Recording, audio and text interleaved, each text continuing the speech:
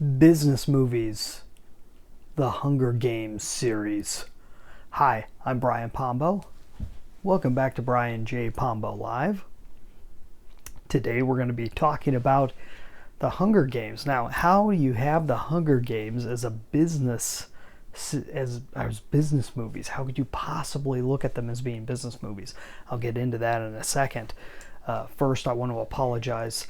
I do have a white tank top on right now because I got home, I got comfortable, I had clothing that was appropriate to wear for our nightly video, and my youngest proceeded to urinate on it. So that just comes with having young kids. And of course, I've got boxes off to the side. This is just pure professionalism tonight. So I'm hoping that you're enjoying yourself.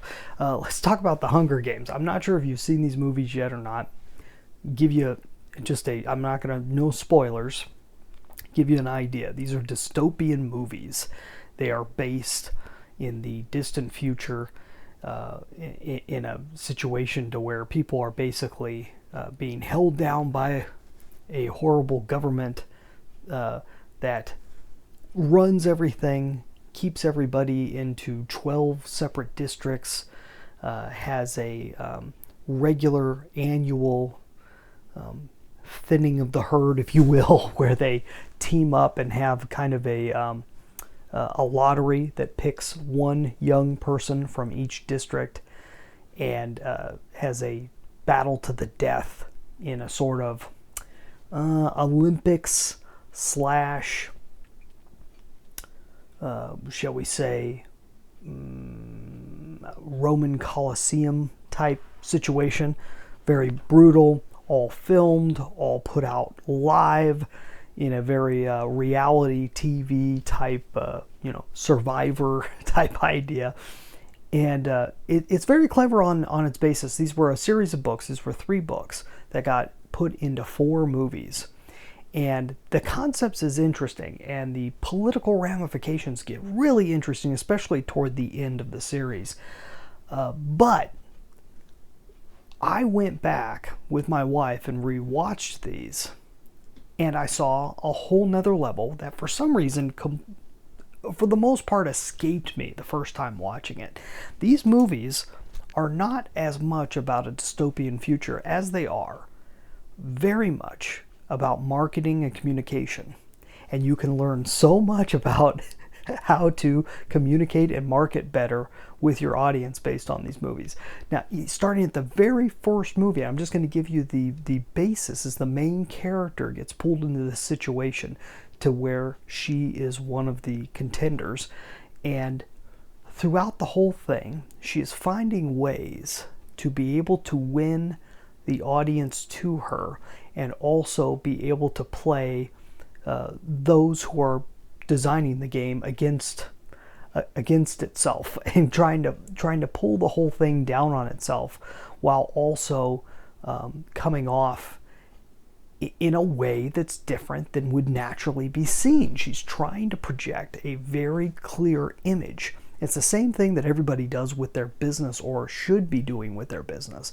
If you own a business, the whole idea is that you're trying to project a certain image out there. You're trying to get a certain idea of what you are and what you are not, and hopefully being able to get out the what you are, trying to be known, liked, and trusted.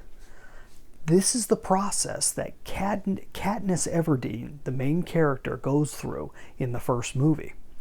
And it compounds with each additional movie. It isn't just this subtle little undertone. It might be a little bit in the very first movie. By the 3rd and 4th movie, it is the storyline, to where there are characters introduced that are discussing this process of what's happening, and how this person needs to get this effect and that person needs to get that effect for them to be able to get their political ends. By the end of the movie, you have other political sides attempting to take over, and them trying to retain support of public. Very, very, very interesting, and worth rewatching, if you never watched it before, if you watch it for the first time, don't just watch it for the deep, dark undertones. And I'll give you a little bit of a critique as far as how I see it.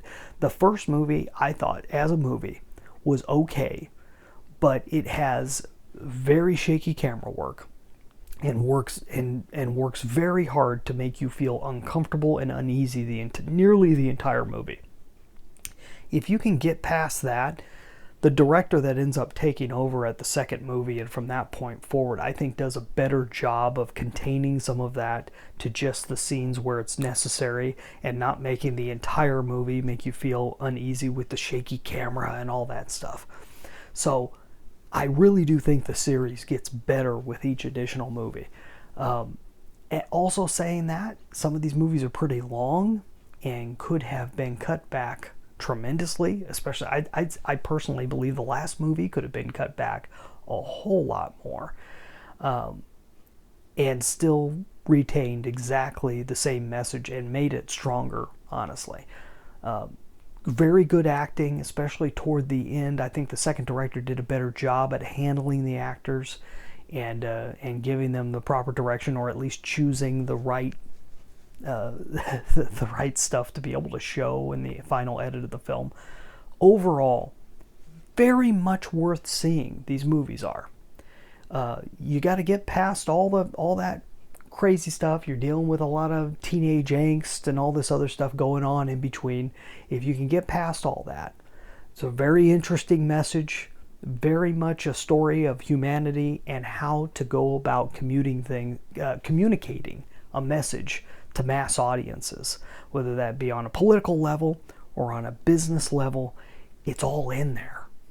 And I'd love to hear what you think. I am definitely going to make a more in-depth critique of specific scenes and what they mean and how that plays back into your business. We'll be doing that later. Probably be adding it to one of the subscriptions that we're going to be offering in a later date. So keep an eye out for that. In the meantime, right now, if you want to know some ways to be able to really make a difference in your business, go check out my book, 9 Ways to Amazon-Proof Your Business. That's to make it basically so impenetrable that Amazon.com or a large behemoth like that can't even stop you. 9 Ways to Amazon-Proof Your Business. You can get a free copy at AmazonProofBook.com. We'll be back tomorrow. In the meantime, get out there and let the magic happen.